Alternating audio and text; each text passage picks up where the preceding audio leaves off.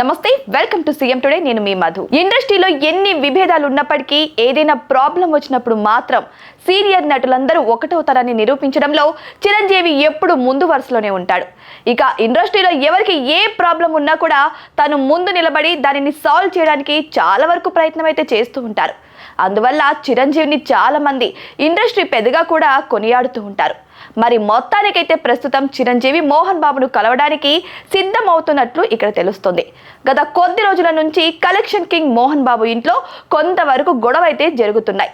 ఇక ఏదో కారణం చేత వాళ్ళు గొడవలను క్రియేట్ చేస్తూ వార్తల్లో నిలుస్తూనే ఉన్నారు. ఇక రీసెంట్ గా మోహన్ బాబు మనోజ్ మీద దాడి చేయించాడు అంటూ కొన్ని వార్తలైతే బయటకు వచ్చాయి. ఇక దానికి తగ్గట్టుగానే మనోజ్ కూడా హాస్పిటల్లో జాయిన్ అయ్యి 2 రోజుల పాటు చికిత్స చేయించుకున్నాడు. మంచు ఫ్యామిలీ మధ్య కొట్లాట రోడ్డుకెక్కిందని చెప్పొచ్చు. మంగళవారం జల్పల్లిలోని మోహన్ బాబు ఇంటి దగ్గర పెద్ద గొడవే జరిగింది. ఇంటి దగ్గరకు వచ్చిన మీడియా ప్రతినిధులపై మోహన్ బాబు దాడి చేశారు.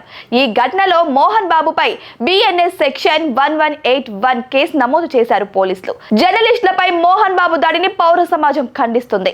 మోహన్ బాబు మంచు విష్ణుపై చర్యలు తీసుకోవాలని, అంతేకాకుండా కేంద్ర ప్రభుత్వం మోహన్ బాబుకు ప్రకటించిన పద్మశ్రీ అవార్డును రద్దు చేయాలని బ్రాహ్మణ చైతన్య వేదిక రాష్ట్ర అధ్యక్షుడు సిరిపురపు శ్రీధర్ శర్మ డిమాండ్ చేశారు.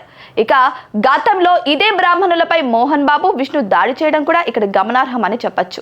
మరి ఇప్పుడు విధి నిర్వహణలో ఉన్న రిపోర్ట్ రంజిత్ పై మోహన్ బాబు దాడి చేశారని, ఉద్దేశపూర్వకంగానే రంజిత్ మైకు ఫోన్ లాక్కున్నట్లు పోలీసులు పేర్కొన్నారు. రిపోర్టర్ను దుర్భాషలాడుతూ బూతులు తిడుతూ స్టీల్ పైప్ మెటల్ లోగో ఉన్న మైకుతో భౌతిక దాడికి పాల్పడినట్లు పోలీసులు కేసు నమోదు చేశారు.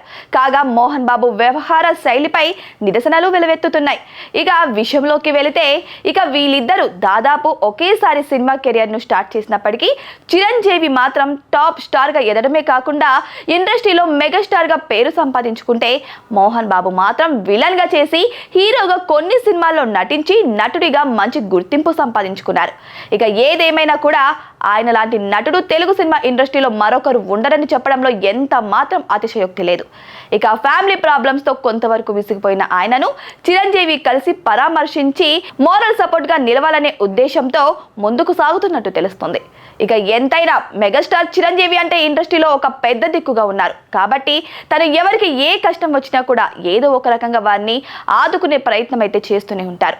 ఇక అందులో భాగంగానే మోహన్ బాబుని కూడా కలిసి సమస్యలను తెలుసుకొని వీలైనంత వరకు వాళ్ళ ప్రాబ్లమ్స్ ని సాల్వ్ చేసే దిశగా చిరంజీవి ముందుకు అడుగులు వేస్తున్నట్టుగా తెలుస్తుంది.